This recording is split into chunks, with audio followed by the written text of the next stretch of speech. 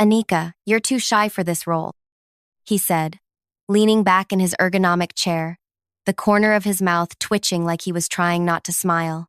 We need someone more outgoing, someone who commands attention. I sat there, hands folded in my lap, the weight of 5 years at this company pressing down on my shoulders. 5 years of staying late. 5 years of perfect performance reviews. 5 years of watching louder, less qualified people get promoted over me. But my numbers are the highest in the department, I said, my voice barely above a whisper. I cleared my throat, tried again. I've increased client retention by 28% since. Numbers aren't everything. Devin cut me off with a dismissive wave. The executive team needs someone who can be the face of the department. Someone charismatic. Someone like him, he meant. Someone who spent more time networking in the break room than actually working. Someone who took credit for other people's ideas in meetings while they sat silently, too intimidated to speak up. Someone who wasn't me.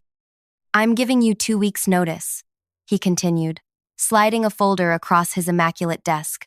HR will be in touch about your severance package. My fingertips went numb as I took the folder. The room seemed to tilt sideways. I'd moved to this city for this job.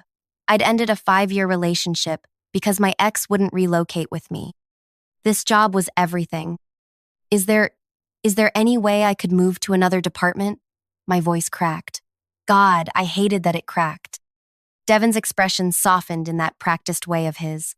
The look he gave when he wanted to seem empathetic, but really just wanted the uncomfortable conversation to end. You know what, Anika? I think this is for the best. You'll find somewhere that's a better fit for someone like you. Someone like you.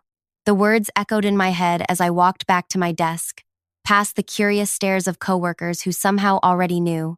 Had he told them before telling me? Of course he had. I packed my belongings methodically while trying not to cry. Family photo. Dead plant I'd never managed to keep alive. The Employee of the Month plaque from 3 years ago, before Devin became department head.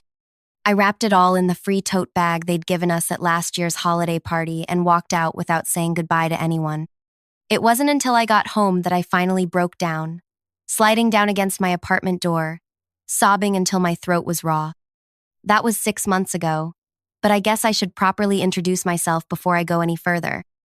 Hi, I'm Anika Patel, 29 years old, and until recently, I was what most people would call a doormat. Quiet, agreeable, the person who apologizes when someone else bumps into her, the person who lets others talk over her in meetings, who accepts the blame for things that aren't her fault, who stays silent when she should speak up. If you're watching this, you probably found me through the algorithm, and honestly, I never thought I'd be the kind of person making videos like this. But some stories need to be told, and maybe mine will help someone else who's going through something similar. If you're enjoying this so far, please hit that like button and subscribe to our channel. Comment where you're watching from, and if you've ever experienced workplace bullying or discrimination, share your story below. I read every comment, and sometimes it helps just knowing you're not alone. Anyway, after I got fired, I spent 2 weeks in a depression haze. Didn't shower, barely ate, ignored calls from my parents back in Michigan. I'd always been the successful one they bragged about to relatives. How could I tell them I'd failed? It was during this time that I found out through a former coworker that Devin had already hired my replacement before firing me, Marissa Chen. I didn't know her, but I immediately stalked her on social media. She was gorgeous, outgoing, the kind of woman who had pictures of herself laughing at rooftop parties and charity galas. Everything I wasn't. But here's the thing about quiet people that extroverts never seem to understand. We notice everything. We see patterns others miss. We hear things we're not supposed to hear because people forget we're in the room. And over 5 years at that company, I'd noticed and heard a lot. 3 weeks after I got fired, I started looking for a new job. Not because I was ready, but because my savings wouldn't last forever. I updated my resume, applied to 17 positions, and got exactly 0 responses. That's when I realized Devin had blacklisted me. In our industry, everyone knows everyone, especially in this city. One bad word from a former manager can sink your entire career. I found out later he'd been telling people I was difficult to work with and couldn't handle pressure. The exact opposite of the truth. But who would believe the shy girl over the charismatic manager? That's when something inside me changed. It wasn't a dramatic moment, no screaming or throwing things. It was quieter than that, colder, like a switch flipping off. I decided Devin Rhodes wasn't going to get away with ruining my life, but I needed to be smart about this. He was untouchable within the company, the CEO's golden boy, always exceeding targets, always the life of company events. He'd recently been featured in a business magazine as a rising star under 40. His future was bright. Mine wasn't even visible anymore. So I started planning. Remember how I said quiet people notice things? Over my 5 years at the company, I'd compiled what I called my CYA file, Cover Your Ass. It contained emails, screenshots, and notes from meetings where I'd contributed ideas that others, mostly Devin, had taken credit for. I'd never intended to use it. It was just my way of reminding myself I wasn't crazy when I felt invisible. But now, it became the foundation of my plan. First, I needed to understand exactly how Devin operated. So I reached out to Marissa, my replacement, pretending I wanted to meet for coffee to help her transition into the role. Surprisingly, she agreed. "I just want to thank you for reaching out," Marissa said when we met at a cafe 3 blocks from the office. "No one at the company has been particularly helpful, especially Devin." That caught my attention. "Oh? I thought he was the one who hired you." She stirred her latte uncomfortably. "He did, but I don't know. Something feels off. He takes credit for my work, makes inappropriate comments sometimes. Last week, he told the executive team that my quarterly strategy was his idea." I nodded sympathetically while feeling a strange satisfaction. So Devin's pattern continued. "Has he asked you to stay late to help with the Henderson account yet?" I asked casually. Her eyes widened. "Yes, how did you know?" "Just a hunch." The Henderson account was Devin's favorite excuse to get female employees alone after hours. Nothing explicitly inappropriate ever happened. He was too smart for that. But there were always uncomfortable comments, standing too close, accidental touches. After meeting with Marissa, I connected with 3 other women who'd worked under Devin before me. They all had similar stories. None of it was quite harassment by legal standards, but together, it painted a clear picture of a man who systematically undermined women while promoting himself. But that wouldn't be enough to bring him down. I needed more. My breakthrough came when I was going through old team emails and noticed something strange about the quarterly reports Devin submitted. The numbers didn't match our department's actual performance. At first, I thought I was missing something. Surely he wouldn't be foolish enough to falsify financial data. But as I dug deeper, comparing the raw data I'd saved from our tracking systems with the numbers in his presentations, a pattern emerged. Devin had been systematically inflating results by 15 to 20% for at least 3 years. That's how he always exceeded targets. That's why he was the golden boy. It wasn't just unethical, it was illegal. And I had proof. But I couldn't just send this information to the executives or HR. Devin had too many allies in the company. I needed leverage. I needed to make sure when I took my shot it wouldn't miss. So I did something I never thought I was capable of. I created a fake profile on a professional networking site and reached out to Devin's biggest competitor, a rising executive at another major company in our industry. We arranged to meet, and I brought copies of everything I had. "Why are you showing me this?" Camden Alvarez asked, leafing through my documentation with growing interest. "Because I want a job," I said simply. "A good one. With your company." He laughed. "And if I say no? Then I take this to 3 other companies. Or maybe the industry watchdog. Or perhaps the business journal that just featured Devin as a rising star." Camden studied me with new respect. "You don't seem like the blackmailing type." "I'm not," I said honestly. "But I'm also not the type who just lets someone destroy her career and get away with it." We came to an arrangement. I would get a position at Camden's company. A good position. With better pay than I'd had before.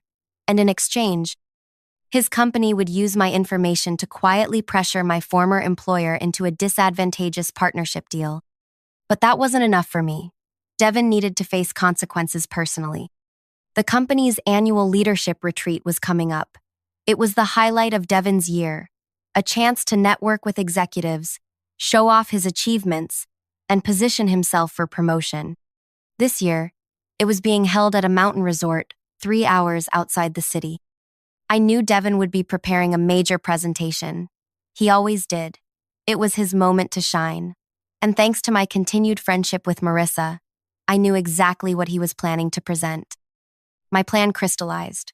The day before the retreat, I sent an anonymous email to every executive in the company, including the CEO, with detailed evidence of Devin's number manipulation over the years.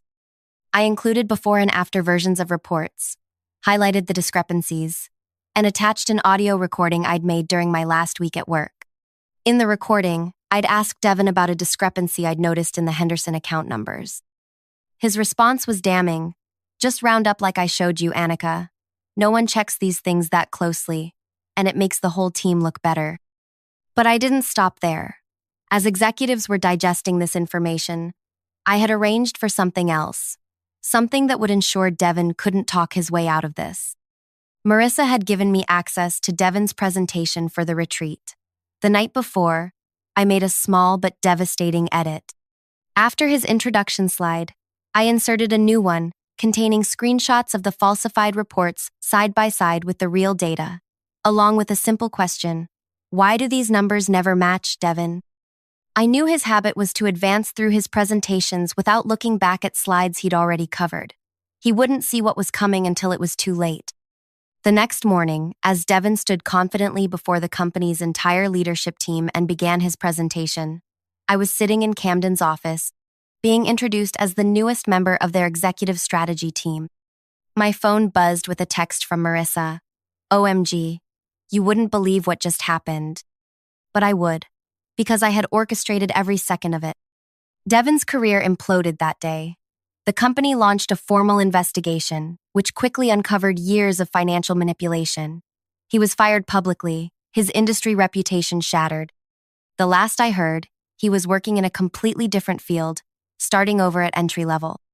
As for me, I thrived at my new company. When Camden asked how I'd managed to compile such detailed evidence against Devin, I simply said, I notice things others don't. That's my superpower. He laughed. And here I was thinking you were too shy. That's the thing about being underestimated. When people dismiss you as too quiet, too shy, or too weak, they never see you coming. I've been at my new company for 3 months now. Last week, I passed Devin on the street. He was coming out of a coffee shop in a part of town I'd never seen him in before, far from the upscale neighborhood where he used to live. He was wearing khakis and a polo shirt with a company logo I didn't recognize. He looked tired. He didn't recognize me at first. When he did, he froze. I smiled, not smugly, just a small acknowledgement, and continued walking. In that moment, I realized something important. Revenge wasn't what healed me. It was reclaiming my power. It was refusing to be erased. You know what's funny? For so long, I thought being quiet was my weakness. It turns out it was my greatest strength. But I'm getting ahead of myself. That night, after seeing Devin on the street, I came home to a message request on social media from Marissa. We'd kept in loose contact after everything went down, but hadn't spoken in weeks. Can we meet? There's something you should know. We arranged to meet at a small cafe the next day. When I arrived, Marissa looked different, more confident, her shoulders back, making eye contact with the barista as she ordered. Success looked good on her. So, she said, once we were seated, I got promoted to Devin's old position. Congratulations, I said, genuinely happy for her. You deserve it. That's not why I wanted to meet.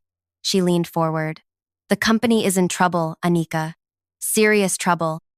After Devin's creative accounting came to light, there's been an external audit.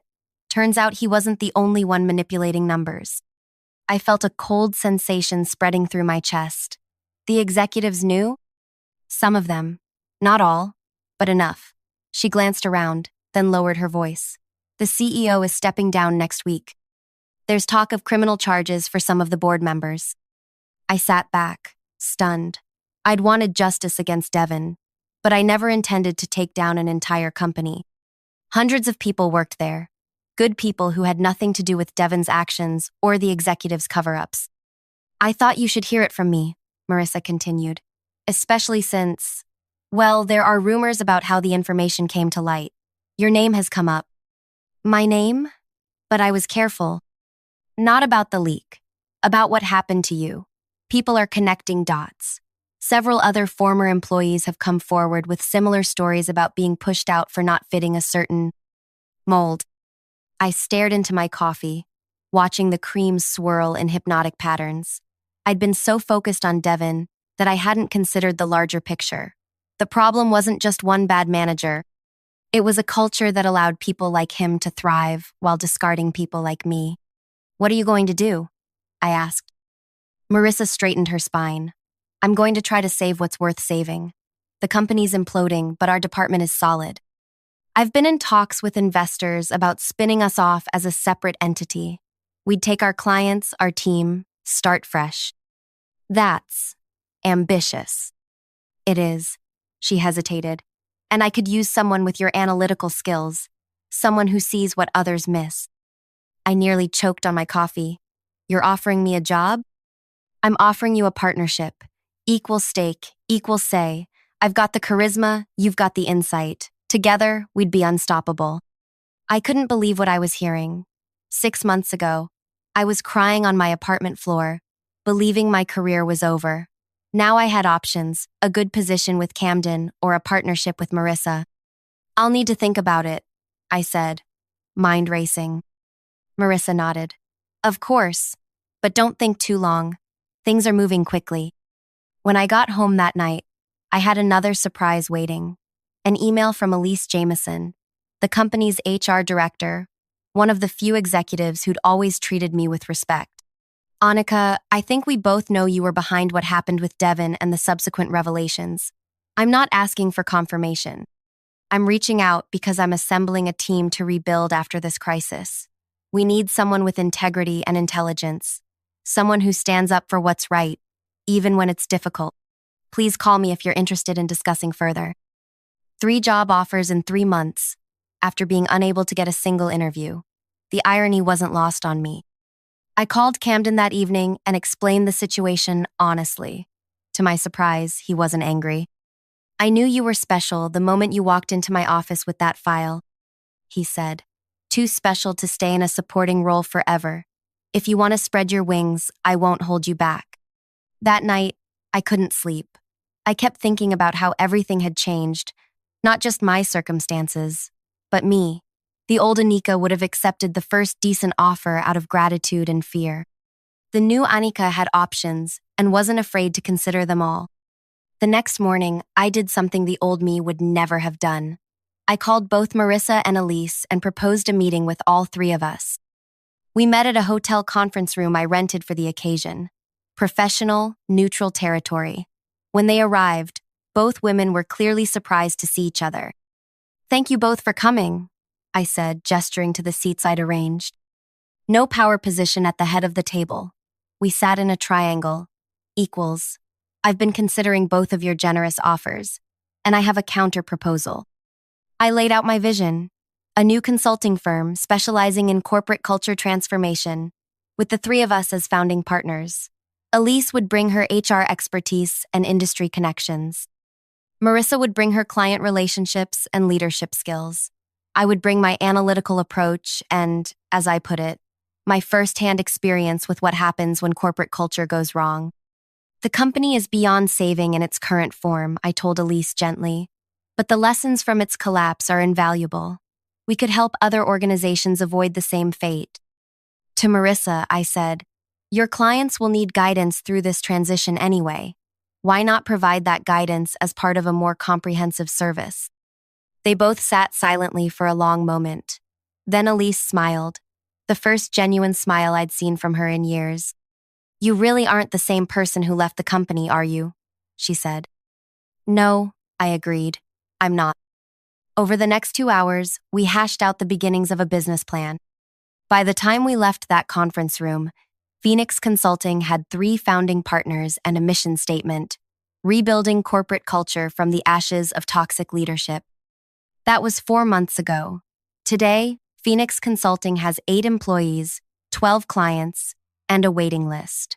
We specialize in helping companies identify and correct toxic patterns before they become systemic. We're particularly skilled at showing the financial benefits of inclusive leadership, speaking the language executives understand best: profit. The day we signed our incorporation papers, I finally called my parents. I told them everything: the firing, the depression, the revenge, and now, the rebirth. "We always knew you had fire in you," my mother said. "Even when you were little, you never raised your voice, but you always found a way to stand your ground." It was the most validating thing she could have said. Last week, something unexpected happened. I received an email from Devin.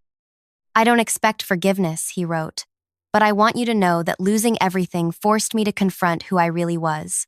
I'm in therapy now. I'm learning to listen more than I speak.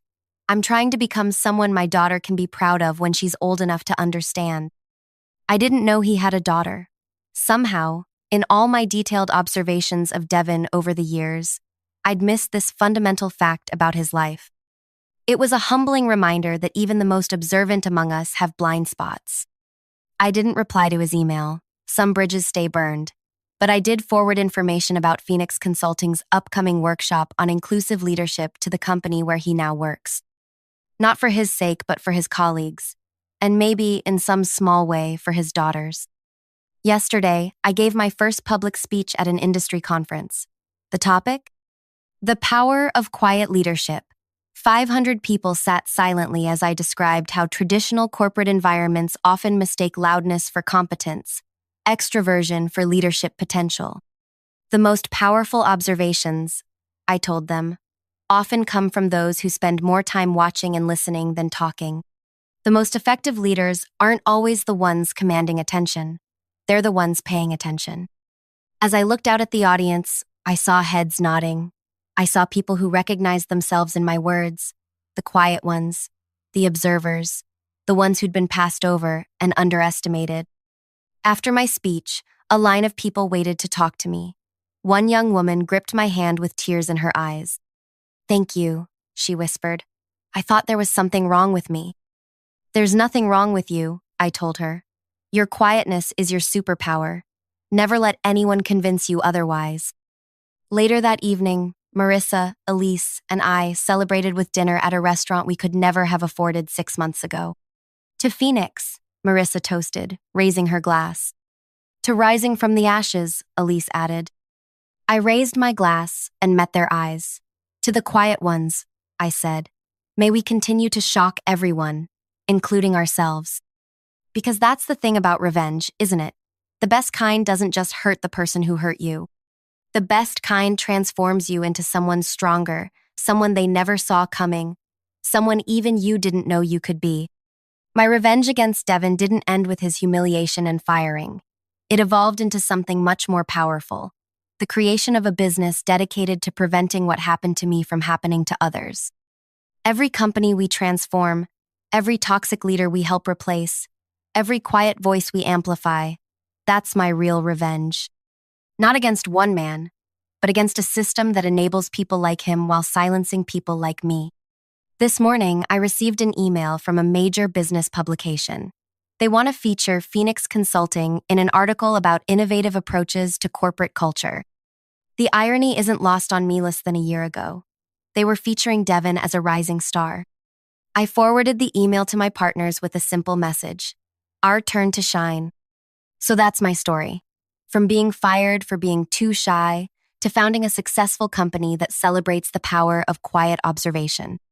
From packing my belongings into a tote bag and crying on my apartment floor to helping reshape how companies think about leadership. I still consider myself quiet. I still prefer listening to talking. I still notice things others miss. But I've learned that being quiet doesn't mean being powerless. Sometimes it means you're gathering your strength, biding your time, seeing what others can't see. Sometimes it means you're the most dangerous person in the room. If you've stuck with me through this whole story, thank you. I hope it resonates with some of you who felt overlooked or underestimated. Remember that your perceived weaknesses often contain your greatest strengths. You just need to recognize them. If my story meant something to you, please hit that like button and subscribe to our channel. I'd love to hear your experiences in the comments times when you were underestimated, how you handled it, what you learned. Maybe you're still in that painful place I was in 6 months ago, or maybe you've already found your Phoenix moment. Either way, sharing our stories helps others feel less alone. And if you know someone who needs to hear this, someone who's being underestimated or pushed aside for being too anything, please share this video with them. Sometimes all we need is to know that transformation is possible, that the fire that feels like it's destroying us can actually be the one that forges us into something stronger. Until next time, this is Anika Patel, reminding you that the quietest voice in the room might just have the most powerful things to say.